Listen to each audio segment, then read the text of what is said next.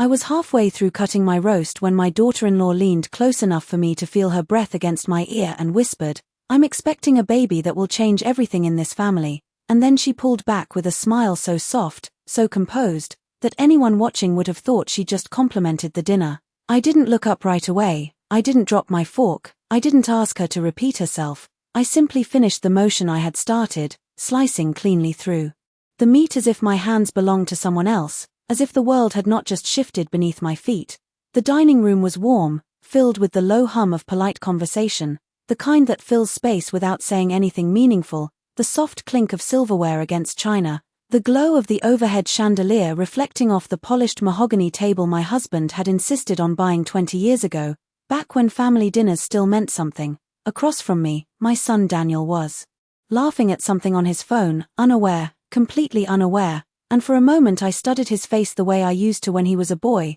searching for signs I might have missed, wondering when exactly the distance had crept in between us, when his life had become something I was no longer fully part of. Vanessa reached for her glass of water, her movements calm, measured, as if she hadn't just planted a quiet explosion in my chest, and when our eyes met, she held my gaze a second longer than necessary, just long enough to make it clear that what she had said was not a joke, not a misunderstanding, but a deliberate message delivered in the only way she knew I would understand. I felt the cold first in my hands, then in my chest, not sharp or overwhelming, but steady, like a slow-spreading chill that refused to be ignored, and still I smiled, because that is what I have always done, what I have trained myself to do over decades of keeping peace, of smoothing over cracks before they became fractures. "The potatoes are wonderful tonight," I said, my voice even, almost detached, as I passed the dish to Daniel, who barely glanced up before taking it, his attention already drifting back to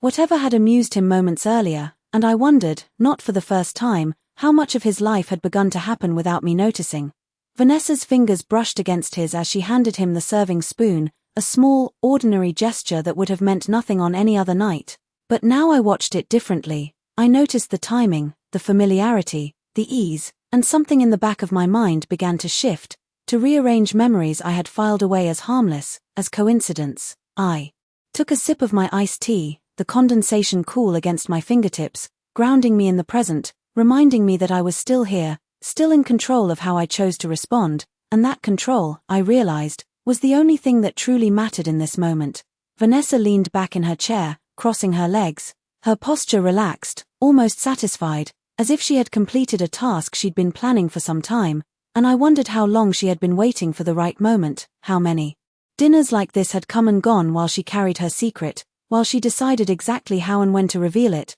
Daniel finally looked up, catching my eye with a brief smile, the kind that used to feel warm but now felt rehearsed, distant, and I returned it just as easily, because whatever game was unfolding at this table, I understood one thing with absolute clarity: I would not be the one to lose my composure first. I placed my napkin neatly beside my plate, my movements deliberate, controlled, and as the conversation continued around me, as laughter rose and fell like nothing had changed, I realized that everything had already changed, not in that single whispered sentence, but in all the moments leading up to it, the ones I had overlooked, the ones I had chosen not to question, and now, sitting there in the quiet center of it all, I understood that this was not the beginning of something, it was the unveiling of something that had been carefully hidden in plain sight. And I was the last one at the table to see it, but I would not be the last to respond. I remained at the table long after the plates had begun to empty, moving through the motions of dinner as though nothing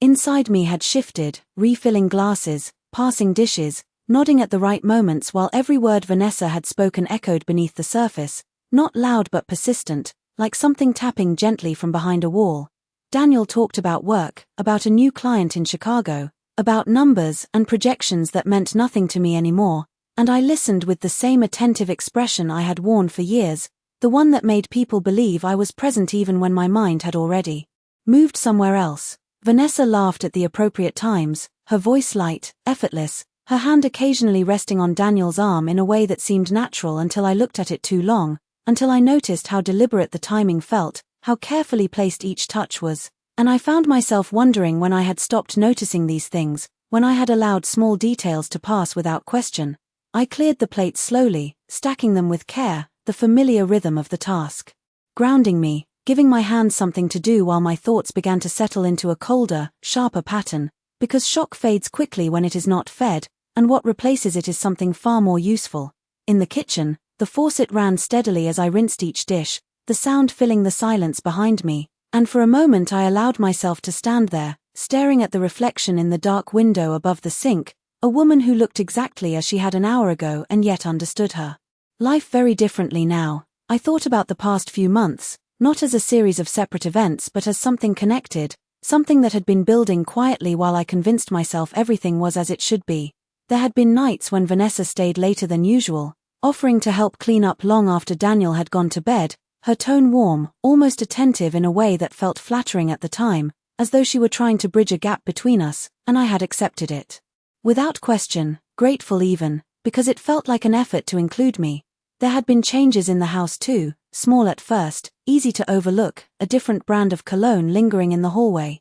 The sound of footsteps at hours when the house should have been still, doors closing a little too quickly when I entered a room, and each time I had told myself it was nothing, that I was imagining patterns where none existed, because that is what people do when the alternative is too uncomfortable to consider. I dried my hands carefully and turned off the water, the silence that followed heavier than before, and as I stepped back into the dining room, I saw Vanessa watching me, her expression composed but her eyes searching, as if she were trying to measure something, to determine whether her message had landed the way she intended. I gave her the same calm smile I had worn all evening, the one that revealed nothing, and she held my gaze for a fraction of a second longer before looking away, satisfied or perhaps unsettled, I could not yet tell. Daniel stood to leave, gathering his keys, mentioning an early morning meeting, and Vanessa followed him with an ease that spoke of routine, of a life that continued smoothly despite the quiet fracture that had just formed beneath it. I walked them to the door as I always did,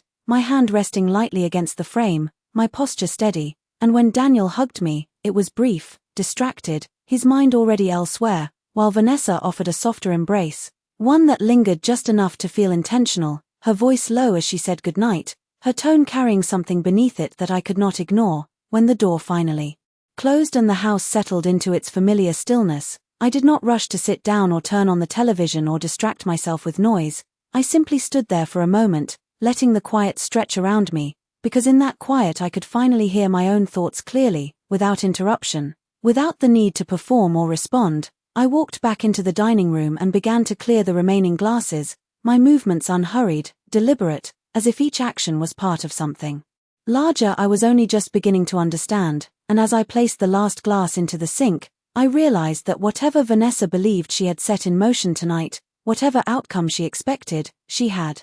underestimated one thing completely, and that was my ability to remain still long enough to see the entire picture before making a single move. The house felt different the next morning, not because anything had physically changed, but because I was no longer willing to ignore the details that had once seemed insignificant, and as I moved through my routine with quiet precision, I began to see patterns where before there had only been fragments. I made my coffee the same way I always did, measuring each spoonful carefully, waiting for the familiar drip of the machine, but my mind was not on the kitchen, it was tracing timelines, connecting moments, asking questions I had avoided for far too long. Vanessa's words had not been loud, but they had been deliberate, and deliberate things rarely stand alone, they belong to something larger, something constructed over time, and I began to realize that what she had revealed was not an impulsive confession but a calculated step. I sat at the small table by the window, the morning light falling across the surface in long, quiet lines, and I allowed myself to revisit recent weeks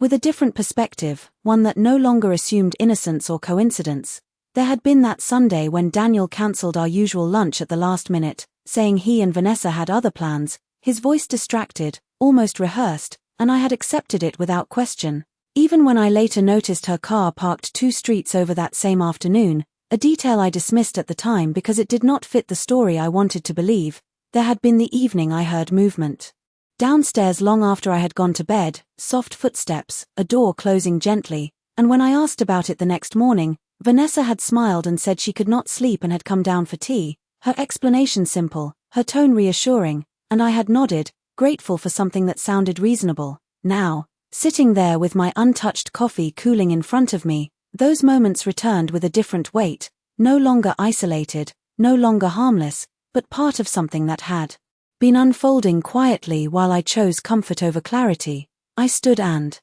walked through the house slowly, not searching for anything specific, but allowing my eyes to settle on details I might have overlooked, the arrangement of objects, the placement of things, the subtle shifts that occur when people believe they are not being watched. In the hallway, I paused, noticing a faint scent that did not belong to me, not new, but familiar enough that I had stopped registering it, and I realized how easily the mind adapts, how quickly it accepts small changes until they become invisible. I continued into the living room, where everything appeared exactly as it should, the cushions aligned, the surfaces clean, the quiet order of a home that had been carefully maintained, and yet beneath that order there was something else, something that did not announce itself but waited to be acknowledged. I picked up my phone and scrolled through recent messages, not looking for confrontation, but for confirmation, for anything that might reveal a pattern of communication, a shift in tone, a change in frequency, and I found it in the spaces between words, in the delayed responses, in the conversations that ended just a little too quickly. It was not proof, not yet, but it was enough to tell me that what I had sensed was not imagination. It was observation that I had chosen not to trust. I set the phone down and exhaled slowly, not in frustration, but in recognition, because clarity does not always arrive with noise. Sometimes it comes quietly, piece by piece, until it forms something undeniable. I did not feel anger the way I might have expected. There was no sudden surge of emotion, no overwhelming need to confront or accuse. Instead there was a steadiness, a calm understanding that whatever this situation was, it had already progressed beyond the point of simple explanations. I walked back to the kitchen and poured my coffee into the sink, watching the dark liquid disappear without resistance, and in that simple act I understood something important. That holding on to assumptions had been far more exhausting than letting them go. Vanessa believed she had introduced me to a truth I could not handle, that she had shifted the balance of control with a single sentence, but what she had actually done was give me the clarity I needed to see everything that had been hidden in plain sight, and now that I could see it, truly see it, I knew that the next steps would not be driven by emotion or impulse, but by something far more precise, something that did not require raised voices or sudden reactions, because the strongest position is not the one that reacts first, but the one that understands the entire board before making a single move. I did not rush into action that day or the day after, because rushing would have meant reacting, and reacting would have meant giving away something I was not prepared to reveal, so instead I allowed the days to unfold quietly, maintaining the same routines, the same tone in my voice, the same steady presence that had always made people underestimate how much I noticed. I called Daniel midweek, something I had not done in a while, keeping my voice warm, asking about his schedule, mentioning that I was thinking of hosting another small family dinner soon, and he agreed without hesitation, his answer quick, almost relieved,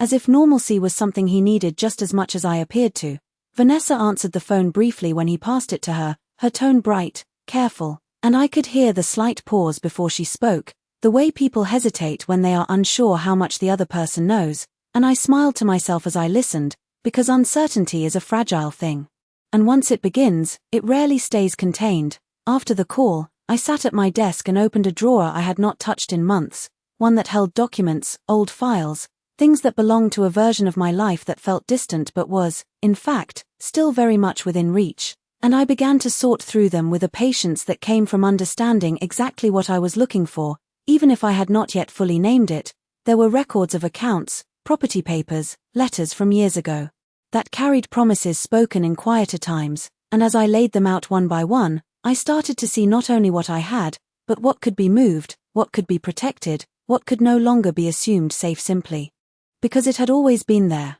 I made a call later that afternoon, not to anyone in the family, but to someone who had known me long before any of this had taken shape, someone who understood discretion without needing explanation, and when I spoke, I did not dramatize or accuse. I simply asked questions, precise ones, about processes, about timing, about what could be done quietly and what required formal notice, and the answers I received were exactly what I expected, calm, structured, and entirely within my control. In the days that followed, I moved carefully, not hiding what I was doing, but not announcing it either, adjusting small things that would go unnoticed unless someone was specifically looking for them, and I knew they were not. Because people who believe they hold the advantage rarely look for shifts beneath their feet. Vanessa came by the house one afternoon alone, something she had done before, her reason casual, saying she was in the neighborhood and thought she would stop in, and I welcomed her as I always had, offering tea, guiding her into the living room where sunlight filled the space in a way that made everything appear softer than it truly was.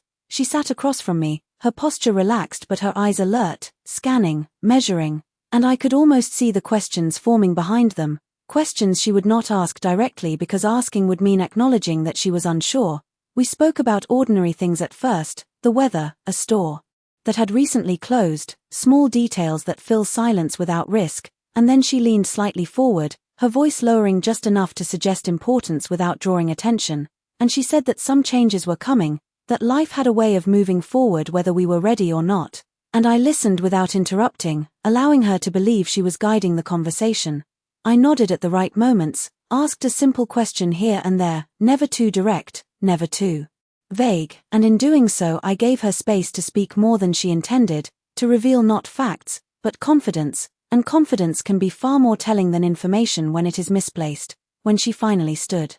to leave, her expression was composed, almost satisfied, as if she believed she had managed the situation well, as if she believed I remained exactly where she expected me to be, and I walked her to the door with the same quiet grace I had shown all along, thanking her for coming, wishing her a safe drive, watching as she stepped out into the afternoon light without once looking back. When the door closed behind her, I did not linger. I returned to my desk, to the papers now arranged in a way that made their purpose clear, and I continued exactly where I had left off, because whatever Vanessa believed she was building, whatever future she thought she was stepping into, she had overlooked something essential, and that was the fact that I was no longer reacting to what was being revealed. I was preparing for what would come next with a clarity she had not yet realized I possessed. By the end of the week, everything looked exactly the same from the outside, which was precisely what I intended, because stability has a way of lowering people's guard, and I needed Vanessa to remain certain that nothing had shifted,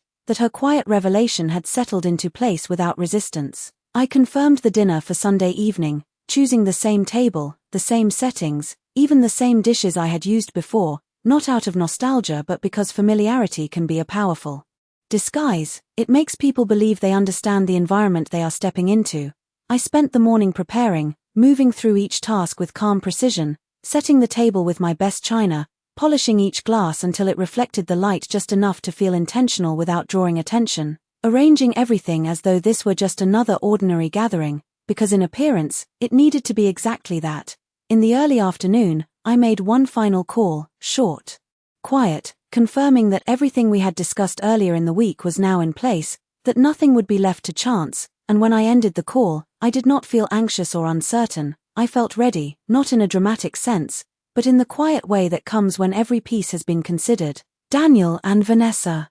arrived just after 6, right on time, their entrance casual, their expressions relaxed, and I greeted them with the same warmth I had always shown, stepping aside to let them in, noting how easily they moved through the house as though it still belonged to a version of life that no longer existed. Vanessa carried a small dessert, something store-bought, presented with a polite smile, and I accepted it graciously, placing it on the counter without comment, because details like that no longer mattered, not in the way they once had. We sat down together, the three of us, the table set perfectly, the room filled with a quiet elegance that masked everything beneath it, and for a while, conversation flowed easily. Daniel spoke about work again, Vanessa added small comments here and there, and I listened, asking questions when appropriate, offering just enough engagement to keep everything moving naturally. What interested me was not what they said, but how they said it, the small glances they exchanged, the pauses that came a fraction too late, the subtle coordination that suggested shared understanding without spoken confirmation, and I watched it all without appearing to watch it all. Halfway through the meal, Vanessa shifted slightly in her chair, her posture straightening as though she were preparing for something, and I recognized the moment before it fully arrived, the way people signal intention without realizing it, and I set my fork down gently, not abruptly. Not in a way that would draw attention, but in a way that marked a transition I was ready to control. Daniel looked between us, sensing something he could not yet define, and Vanessa turned her gaze toward me, her expression composed but expectant, as if she believed this was the point where I would finally react, finally acknowledge what she had placed into the open. I reached for my glass of water, took a small sip, and then placed it back down with steady hands, allowing a brief silence to Settle over the table, not uncomfortable, not tense, just present enough to shift the rhythm of the room. I did not raise my voice, I did not confront, I simply spoke in the same calm tone I had used all evening. Mentioning that I had spent some time organizing personal matters recently, that I believed it was important for everyone to have clarity about certain things before life introduced unexpected changes, and as I spoke, I watched their reactions carefully, Daniel's confusion, Vanessa's slight tightening of her expression, the way certainty begins to falter when it meets something unanticipated. I stood then, not abruptly, but with purpose, and walked toward the sideboard where I had placed a small, neatly arranged set of documents earlier that day, my movements unhurried, each step deliberate, because timing is not about speed, it is about control. When I returned to the table, I did not immediately sit down, I simply placed the documents in front of me, resting my hand lightly on top of them as though they were nothing more than an ordinary part of the evening, and in that moment, I understood that whatever Vanessa had believed she set in motion days ago had now reached a point she had not anticipated, because the conversation was no longer hers to guide, and the future she thought she was stepping into was about to be defined by something she had not prepared for. I let the silence stretch just long enough for it to become noticeable, not uncomfortable, but undeniable, the kind of silence that forces people to pay attention without understanding why, and then I gently slid the top document forward across the table, not toward anyone in particular, but into the shared space between us where it could no longer be ignored. Daniel frowned slightly, leaning forward, his confusion immediate and unguarded, while Vanessa did not move at first, her eyes fixed on the papers with a stillness that told me she understood far more than he did in that moment. I rested my hands lightly on the edge of the table and spoke with the same steady tone I had carried all evening, explaining that I had spent the past few days reviewing my personal affairs, that it seemed appropriate to make certain decisions clear while I still had the opportunity to do so calmly and without urgency, and as I spoke, I watched the subtle shift in Vanessa's posture, the way her shoulders straightened just slightly, the way her composure tightened as if preparing for something she could not yet see. Daniel reached for the document first, flipping it open with a casualness that quickly gave way to concentration as his eyes moved across the page, his expression changing in small increments, not dramatically, but enough to reveal that what he was reading did not align with whatever expectations he had brought to this table. Vanessa followed a moment later, her movements slower, more deliberate, and when she finally looked down at the paper, I noticed the pause, the brief hesitation before her eyes began to scan the contents, and in that hesitation there was recognition, not of the details themselves, but of the shift in control that had already taken place. I did not interrupt them, I did not explain further, because the documents spoke clearly enough on their own, outlining changes that had been carefully arranged, adjustments to ownership, to access, to the structure of things they had likely assumed were fixed, and as the realization settled in, the air in the room changed, not visibly, but in the quiet way that happens when certainty dissolves. Daniel looked up first, his voice uncertain as he asked what this meant, his tone searching for reassurance, for an explanation that would return things to the way he understood them, and I met his gaze without hesitation, answering simply that it meant I had made decisions based on what I believed was necessary, that circumstances evolve and responsible people adapt accordingly. Vanessa did not speak right away, but when she did, her voice was controlled, carefully measured, asking why such changes were being made now, why there had been no discussion beforehand, and I listened without reacting, allowing her question to hang in the air for a moment before responding, because timing, once again, mattered more than the words themselves. I told her that discussions require mutual transparency, that decisions require clarity, and that both of those things become difficult when important information is introduced in ways that are not intended for open conversation, and as I said this, I held her gaze just long enough to make the connection unmistakable without ever stating it outright. Daniel shifted in his seat, looking between us, beginning to sense the undercurrent he had missed, the tension that had been present long before this evening but had never fully revealed itself to him, and I could see the moment it began to register, not as a complete understanding, but as the first crack in what he believed to be a stable foundation. Vanessa's composure remained intact on the surface, but there was a subtle change in her expression, a tightening around the eyes, a calculation that had not been there before, and I recognized it immediately, because it was the look of someone reassessing a situation they thought they had already mastered. I leaned back slightly in my chair, not in retreat, but in quiet confirmation that I no longer needed to guide the moment, that the weight of what had been placed before them was enough to carry the conversation forward without my intervention. I did not raise my voice, I did not accuse, I did not demand explanations, because none of that was necessary. The shift had already occurred,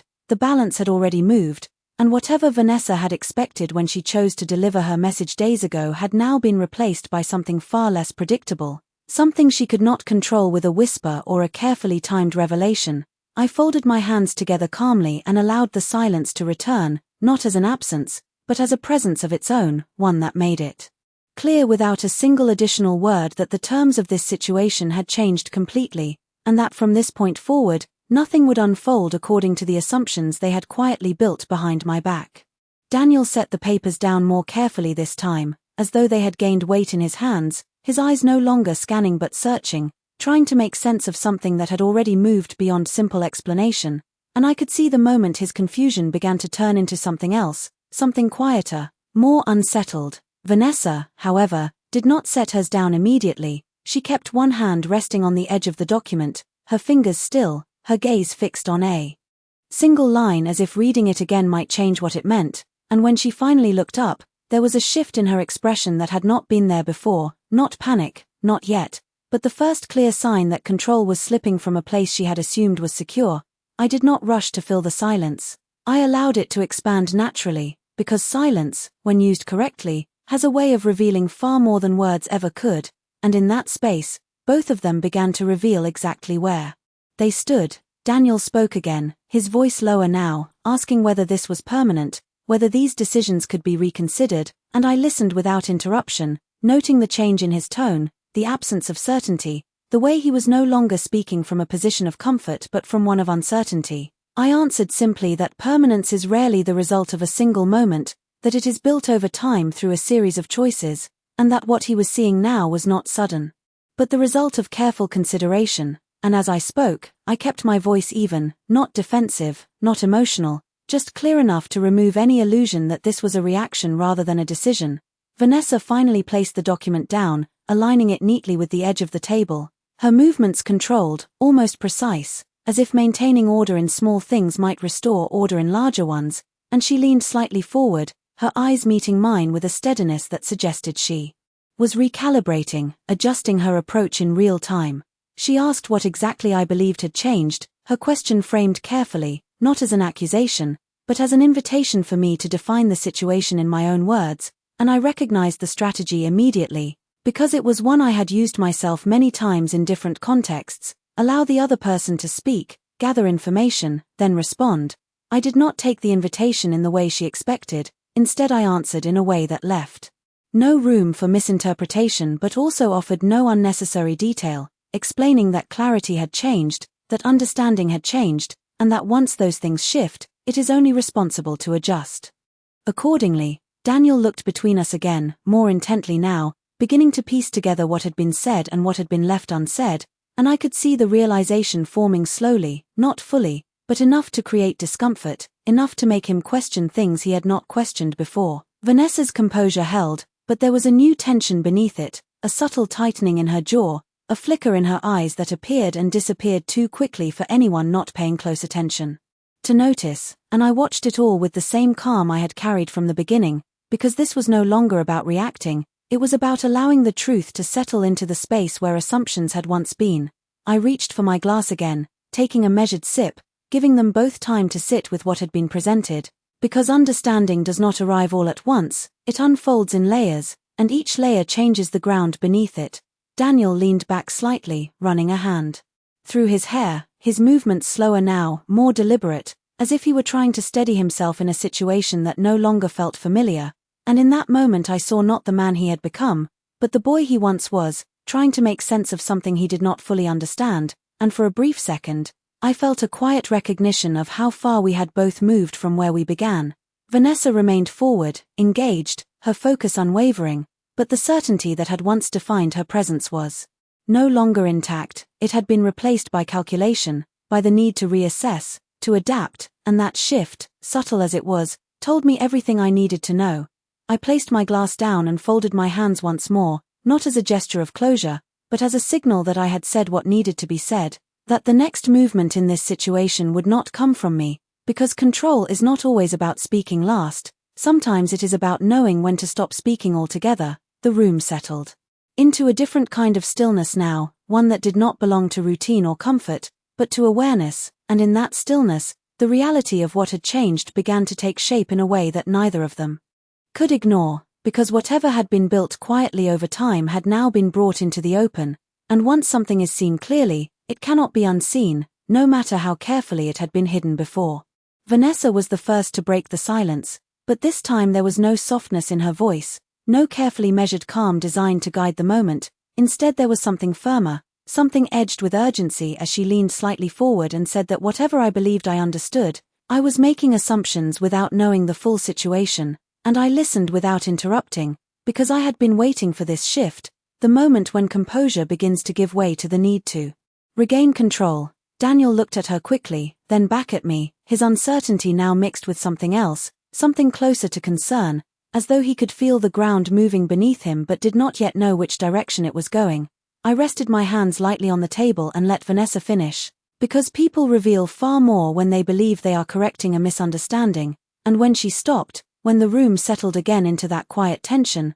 I spoke with the same steady tone I had used all evening, explaining that I was not interested in assumptions, that I had taken the time to confirm what I needed to confirm before making any decisions, and as I said this, I reached calmly for a second document, one that had remained beneath the others, and placed it gently on the table. Vanessa's eyes moved to it immediately, her reaction faster this time, less controlled, and I saw the flicker of recognition before she could hide it, the brief moment when certainty gives way to exposure. Daniel hesitated before picking it up, his movements slower now, more cautious, as though he understood that whatever he was about to read would not be easily explained away, and as his eyes moved across the page, his expression changed in a way that did not require words, confusion giving way to disbelief, disbelief giving way to something heavier, something that settled into his posture and did not leave. Vanessa did not reach for the paper right away, but she did not need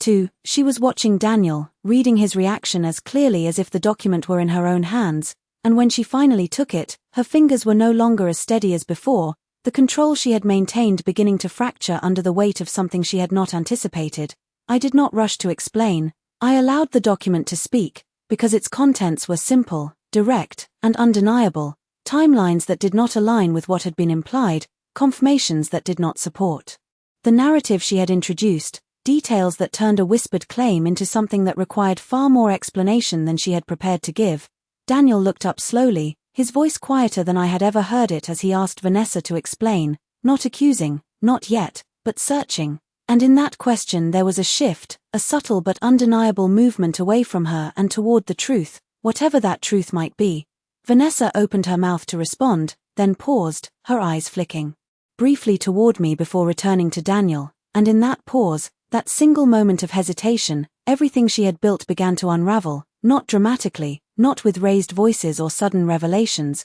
but with the quiet collapse of certainty. I remained still, my expression unchanged, because this was no longer a moment I needed to control, it was a moment that would unfold on its own, guided by the weight of what had been placed in front of them. Vanessa spoke then, her words measured but no longer as fluid, offering explanations that shifted, adjusted, attempted to bridge gaps that could not be easily closed, and I listened without reacting, because reacting would have diminished the clarity of what was already evident. Daniel's posture changed as he listened, leaning back slightly, his arms no longer resting comfortably at his sides but folding loosely, not defensive, but reflective, as though he were processing not just what was being said now, but everything that had led to this point. I could see the realization forming in him, not fully, not all at once, but enough to alter the way he looked at both of us, enough to create distance where there had once been assumption.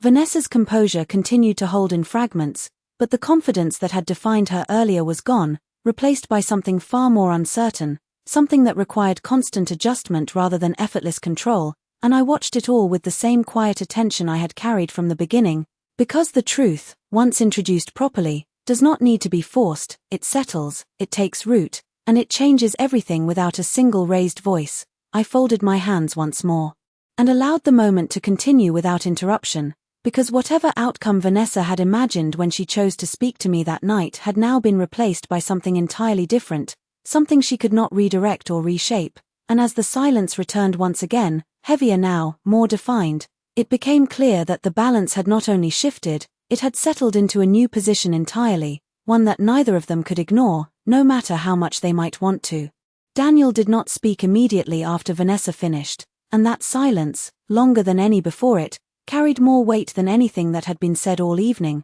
because it was no longer the silence of confusion, but the silence of someone beginning to understand that what he believed to be stable had been quietly shifting beneath him for some time. He looked down at the document again, then back at Vanessa, and this time his gaze lingered, searching not for reassurance, but for consistency, for something that would align with what he had just read, and when he did not find it, the distance between them became visible in a way that could not be undone.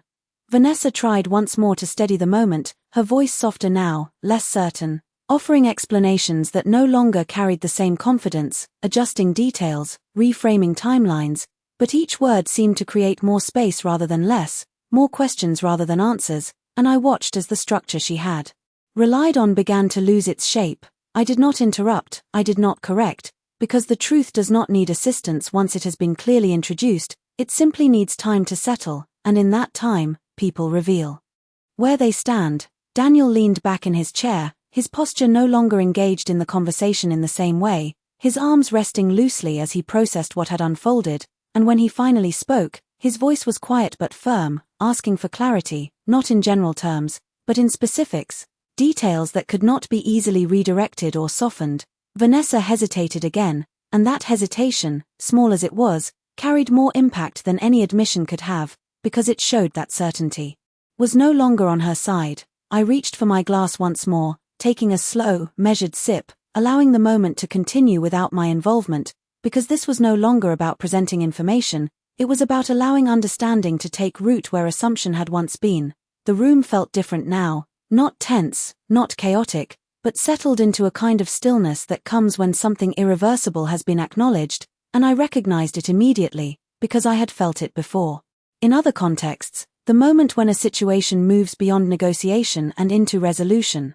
Daniel set the document down and exhaled slowly, his eyes no longer moving between us, but focused somewhere just beyond the table, as though he were looking at a version of events he had not previously considered, and when he finally looked up again, his expression had changed, not dramatically, but enough to make it clear that he was no longer standing where he had been at the beginning of the evening. Vanessa sat very still, her hands resting on the table, her composure not entirely gone, but no longer effortless, maintained now through intention rather than instinct, and I could see that she understood what had shifted, even if she was not ready to fully accept it. I placed my glass down and adjusted my posture slightly, not to assert anything, but simply to mark the moment, because there is a point in every situation where silence has done its work and clarity has taken hold, and I knew we had reached it. I spoke then, not to accuse or to explain further, but to close what had been opened, my voice steady, measured, explaining that I had no interest in continuing conversations built on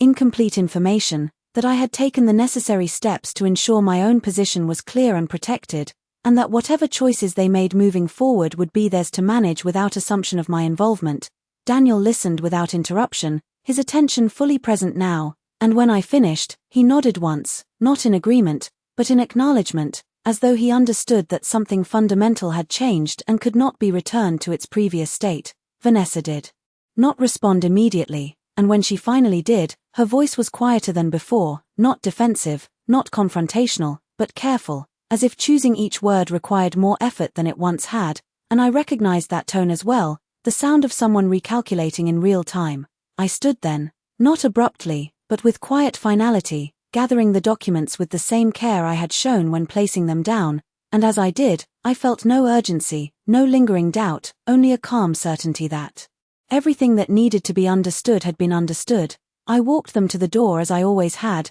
the routine unchanged on the surface, but entirely different beneath it, and when Daniel stepped outside, he paused for a moment, as though considering something he could not yet fully articulate, while Vanessa followed without speaking, her composure intact but altered in a way that could not be hidden from someone who was paying attention. When the door closed behind them, I did not stand there for long. I returned to the dining room, to the table that had hosted so many evenings before this one, and I began to clear it slowly, deliberately, each movement quiet, controlled, because there was nothing left to rush toward or away from. As I placed the last glass in the sink and turned off the light, I understood something with complete clarity, that control had never been about reacting in the moment, it had always been about choosing when to act and when to remain still, and in that choice, everything had shifted, not loudly, not dramatically, but permanently, in a way that required no further explanation.